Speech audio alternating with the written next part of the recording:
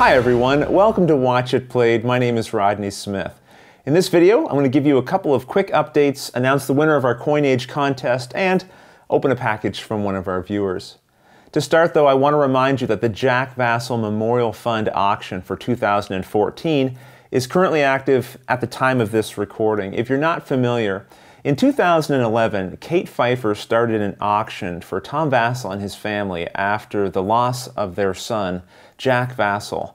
And the auction was intended to help cover some of the financial hardship that they would have faced at that time. And in response, and out of gratitude, Tom Vassell started the Jack Vassell Memorial Fund to raise money so that they can then give it to gamers and their families in their time of need.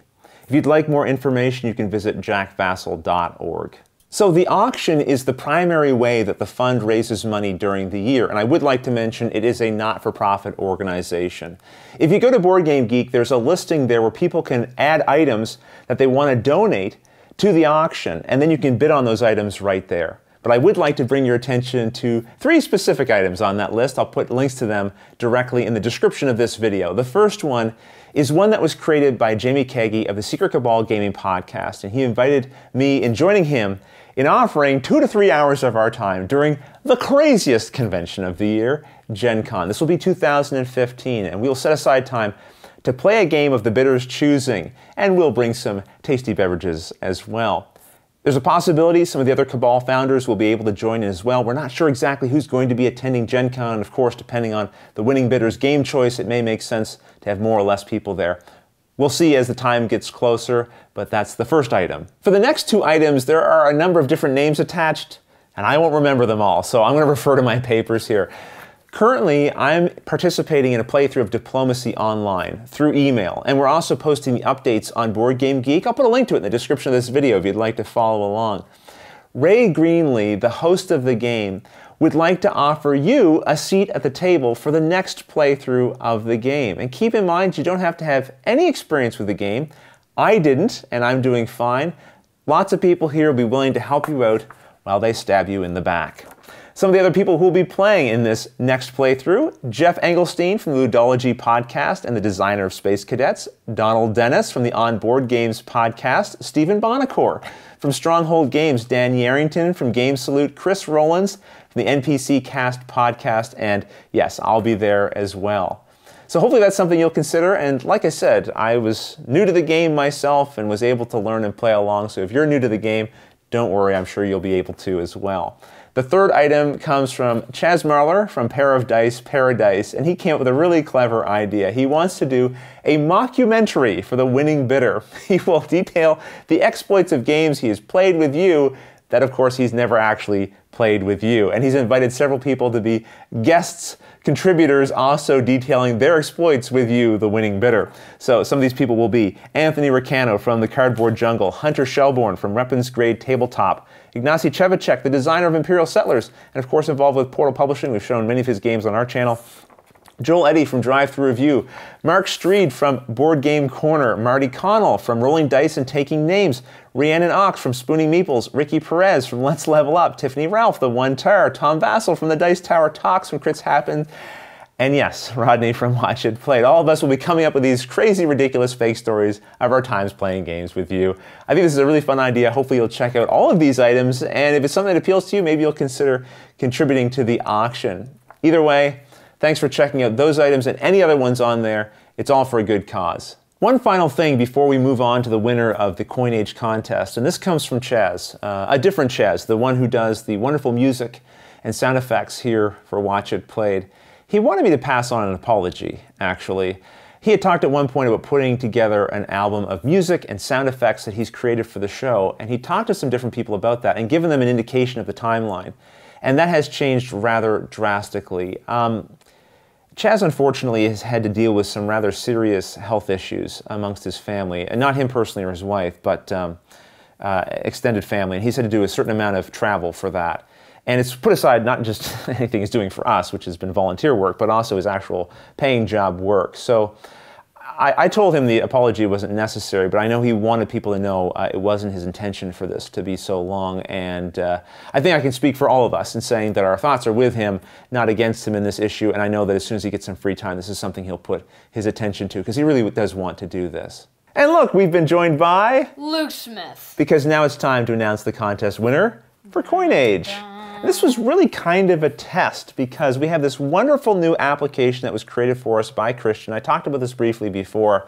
And we're going to be able to just click the button. It's going to draw a winner for us and announce the winner right on the screen. So that's fantastic. So maybe what we should do, I don't know if you can see from there or not, maybe we'll just bring the camera in a little closer. And Luke will hit the button and we'll see who won. All right, Luke, if you would do us the honors, draw the first winner.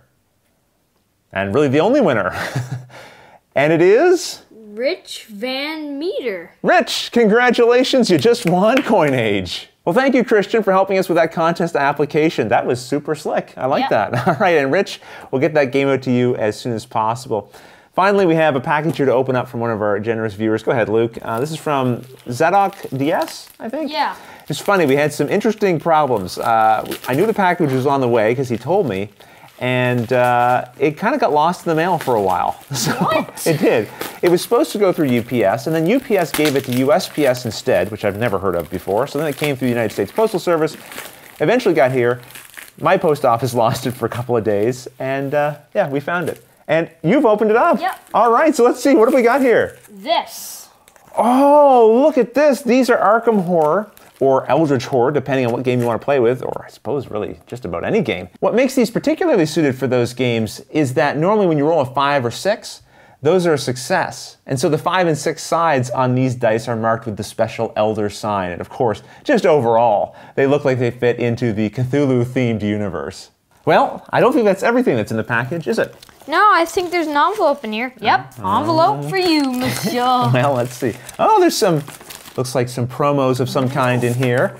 And, oh yes, a letter. And it's a bit lengthy. How about I read this and then I can just come back and give you guys a quick summary. Well, no surprise. This was a very nice letter filled with many kind comments. He mentions that the legendary promos that he sent me, he noticed I already received from somebody else, but because this package took so long to get to me, he already had it in the mail before he realized. Well, that's fine. He said I could keep it for myself or give it away as prizes. That's probably what I'll do. I'll give it away as a prize in a future contest. So thanks for that. Very kind. There's also some additional promos here. I'm not even sure what these are yet. Star Wars. Oh my goodness. Yes. Okay, I have to show you guys what these are. These are custom cards for X-Wing. We have Andrea Smith in the YT-1300. We have Rodney Smith in the TIE Interceptor and Luke Smith in X-Wing. That's right. Those are fantastic. You got to know we're going to use those when we play X-Wing next. Zadok also included some cards that show, I believe, him in his Star Wars form, and on the back it looks like it links to the 501st Legion, which is, I believe, maybe a podcast? I'll have to check this out. Maybe you guys want to check it out as well. And there's still more. Crazy. Oh, this is a very nice gift. This is Battle Line, and the reason why I'm saying it's such a nice gift is because this was actually on my wish list on Board Game Geek. And I think Zadok knew that, and that's why he picked this out. I went to just a coffee shop with a friend of mine locally. We said, hey, why don't we bring some board games with us and play while we have some coffee and just chat and stuff. And I hadn't really done that, really, except when I've gone to the Boardroom Games Cafe, but that's specifically a games cafe. And he brought Battle Line with him for us to try out because it's a 2-player game. Okay. And I actually quite enjoyed it. And so this is one that I've wanted to pick up. So thank you so much for passing this along. Let me show you guys what sort of comes inside this game, and I'll tell you a little bit about it. Essentially, you're going to have a battle line of flags, and you're competing over these flags to either capture 5 out of 9 of them or 3 adjacent flags. And you do this by competing with 3-card poker-type hands, placing them to either side of the flags, trying to create a dominance there to then claim that flag. Well, that is a nice little collection of loot there. Thank you so much, Zadok. Appreciate you sending those along to us. This is one that maybe you and I can play together. It is 2-player, and there's no dice. I have a chance. Well, everybody, I hope you enjoyed that. I hope you'll check out the Jack Bassel Memorial Fund auction, and until the next episode, thanks for watching.